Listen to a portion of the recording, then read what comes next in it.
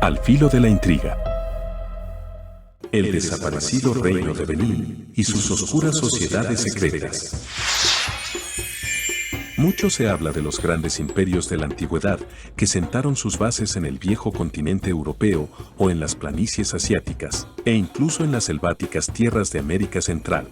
Pero poco o nada se habla de aquellas civilizaciones prósperas de África.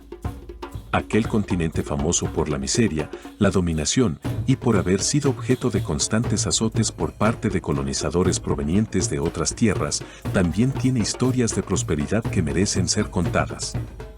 Y hubo un reino en particular que obtuvo su prosperidad y riqueza en medio de un aura de magia, hechicería, paganismo y autoritarismo, y que junto a la realeza era gobernado en secreto por algunas sociedades ocultas. Este reino, perdido dentro de las entrañas de la jungla africana, fue descubierto por los portugueses en el año 1480, cuando buscaban nuevas rutas comerciales. Y debido a la deformación del nombre original del reino, finalmente los portugueses lo llamaron Benín.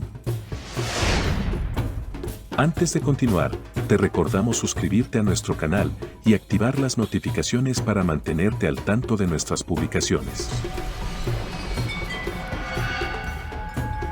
Paradójicamente, y a diferencia de lo ocurrido entre los europeos y americanos, las relaciones entre los portugueses y los habitantes de Benín fueron bastante buenas.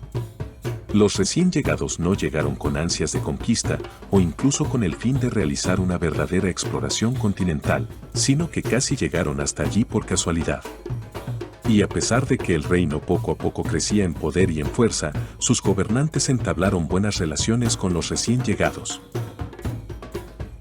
Para la época del descubrimiento, el reino era aún relativamente pequeño, pero mostraba grandes signos de avance en ingeniería. Las ciudades de Benín se habían construido a las orillas de caudales de ríos, como el Níger, los cuales se extendían hasta el horizonte dentro de la selva. Había enormes y extensas murallas que se doblaban en diversas direcciones, cercando una ciudad construida de forma aparentemente desordenada. Ciudad adentro, habían calles extensas y rectas, numerosos mercados y vecindarios que estaban distribuidos de una forma un tanto caótica, hechas alrededor de los edificios imperiales. Estos edificios, sumado al Palacio Real y los aposentos del rey, abarcaban un extenso territorio, formando casi una pequeña ciudad dentro de otra ciudad. Cuando los portugueses fueron invitados a ver tales urbanismos, quedaron un tanto extrañados, pero a la vez maravillados. El pensar que un continente pobre y casi inexplorado por las civilizaciones europeas habían alcanzado tal nivel de avance moderno, impresionó a los portugueses, los cuales después de entablar las relaciones iniciales con los habitantes de Benín, corrieron la voz en Europa sobre que existía un gran y próspero imperio en el interior de África, cuyo reino era increíblemente extenso y rico, donde la criminalidad y el robo eran prácticamente nulos. Era un lugar donde todos confiaban en sus vecinos, y las familias no tenían necesidad de usar puertas para resguardar sus casas. Las mejores palabras con las que los portugueses pudieron describir tal lugar era simplemente comparándolo con un paraíso africano, con personas cálidas y solidarias que trataban de muy buena manera a los visitantes. Estas palabras corrieron de imperio en imperio, hasta llegar a las calles de Londres y al Reino de Holanda. Siglos más tarde, estas naciones harían expediciones hacia Benín, logrando confirmar lo dicho por los portugueses. Sin embargo, los siglos no pasaban en vano en Benín, y con cada década, el reino crecía y se fortalecía. Un investigador estadounidense descubrió que la simetría y la arquitectura de las calles, hogares y demás edificaciones de Benín no fueron hechas de forma desordenada, sino que seguían un patrón matemático específico, presente en todas las construcciones y sus elementos. Los avances propios del reino en las ciencias, la metalurgia, la astrología, la botánica y las actividades agropecuarias permitieron que Benín adquiriese una cultura única. El imperio de Benín fue famoso en Europa gracias a su industria artesanal que involucraba metales como el bronce y el cobre, así como también materiales extravagantes y demandados como el marfil, el cual el imperio explotaba y comercializaba con los europeos. La apertura comercial entre África y Europa no solo permitió que Benín, Portugal, Gran Bretaña y Holanda se beneficiaran mutuamente, sino que sentó las bases para buenas relaciones diplomáticas. Se establecieron embajadas en Portugal y se permitió la entrada de misioneros en Benín, fortaleciendo las relaciones entre imperios. Sin embargo, tras tanta prosperidad y diplomacia, se ocultaba una maraña de oscuros secretos políticos. Inicialmente los jefes tribales y el mismo rey tenían constantes diferencias sobre los métodos de gobernanza y autoridad, lo que originaba discrepancias políticas que generaban inestabilidad. Pero las figuras más importantes no eran solo el rey y los jefes tribales. Gracias a la documentación de los visitantes europeos, se logró descubrir que en lo más profundo de la sociedad del Reino de Benín existían las llamadas sociedades secretas, las cuales, dependiendo de sus tipos, se encargaban de regir asuntos sociales en materia de religión, cultura y control poblacional. Estas sociedades, por lo general con colaboración del rey, podían ejercer directamente el control sobre los súbditos, instalando una especie de régimen autocrático en el que todo tipo de crimen era cruelmente castigado. Podría describirse como una especie de policía secreta. Esta sociedad que se ocultaba en las sombras y que era legal, pero al mismo tiempo sus miembros debían permanecer hasta cierto punto ocultos, llevaba como nombre la Sociedad Secreta de Oro. Sin embargo, los Oro no eran los únicos dentro de la sociedad del Reino de Benín. Cada sociedad tenía sus propias funciones. Los Oro debían mantener el orden mediante el miedo, la autoridad, la tortura e incluso la muerte. En cambio, la sociedad secreta de Egungun era la responsable de hacer que el pueblo fuese fiel partícipe de la fe africana. Los jefes sacerdotales, que eran altos mandos de esta sociedad, tendían a personificar a sus deidades sobrenaturales al vestirse con pieles de animales salvajes. El leopardo era uno de los animales preferidos, pues era considerado un símbolo sagrado de poder, e incluso los reyes tenían algunas de estas fieras como mascotas que eran exhibidas durante ceremonias y eventos importantes.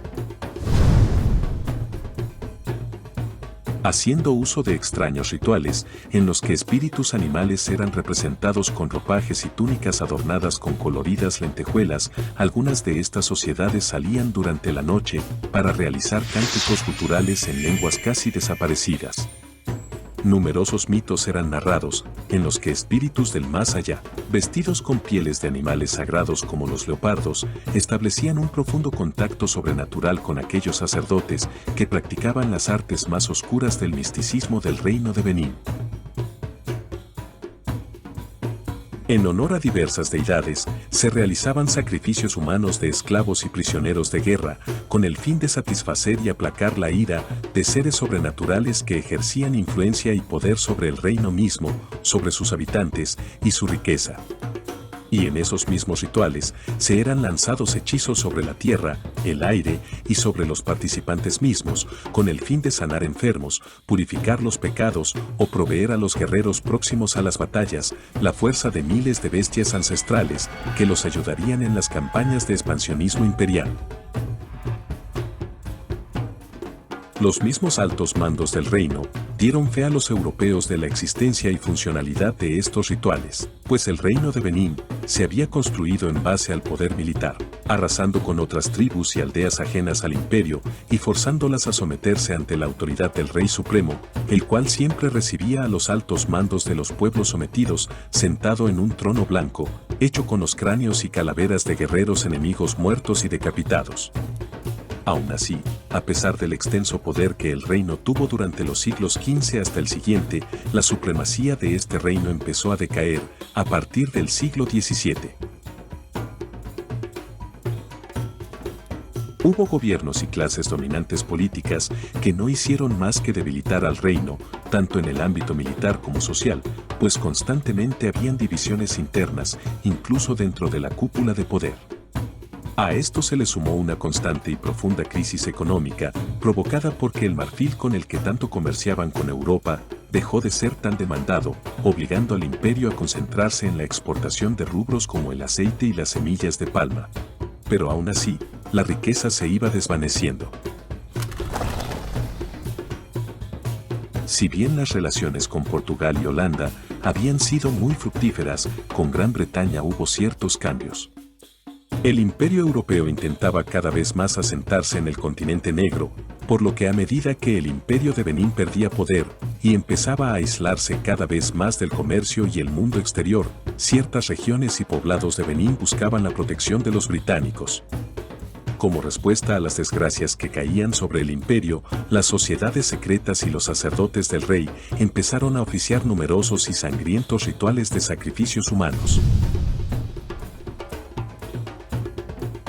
Pensando que así se ganarían el aprecio y la ayuda de sus deidades, los sacrificios aumentaron en número a medida que todo en el reino empeoraba. El rey de aquel momento, llamado Obu Orawen, recibió una oferta de los británicos en la que se establecía que el imperio de Benín se volvería un protectorado británico, perdiendo gran parte de su independencia, pero lo cual ayudaría a solventar las crisis económicas, pues recibirían ayuda directamente desde Europa. El rey no aceptó, pues no se fiaba de las intenciones de los ingleses. Por desgracia, las relaciones no eran las mismas que con los portugueses. A pesar de que no confiaba en los británicos, el rey no deseaba una guerra contra ellos, pues sabía que perdería. Sin embargo, por razones desconocidas y tal vez maliciosas por detrás, los jefes del gobierno, sin autorización del rey, ordenaron ataques contra una caravana de británicos desarmados en el año 1897. Respondiendo ante tal ataque, los británicos llevaron a cabo una campaña de conquista para doblegar por completo al reino de Benín. Los sacrificios llegaron a números inimaginables, mientras que el asedio de los británicos empujaban al gobierno a la rendición. Algo que finalmente ocurrió. Después de saquear los tesoros, artesanías y recursos del imperio, los británicos quemaron y destruyeron por completo el reino. Y todo lo perteneciente a Benín, incluida su realeza, quedó en manos británicas. De esta forma, aquel imperio próspero de África finalmente se extinguió. Pero gracias a las expediciones europeas, se pudo conocer que alguna vez existió un reino rico y maravilloso en el que hoy se considera uno de los continentes más pobres y miserables de todo el mundo. Si te gustó este video, dale me gusta y compártelo con todos tus amigos. Si eres nuevo en nuestro canal, no olvides suscribirte y activar las notificaciones para seguir disfrutando de nuestras novedades. Recuerda, la historia es un incesante volver a empezar.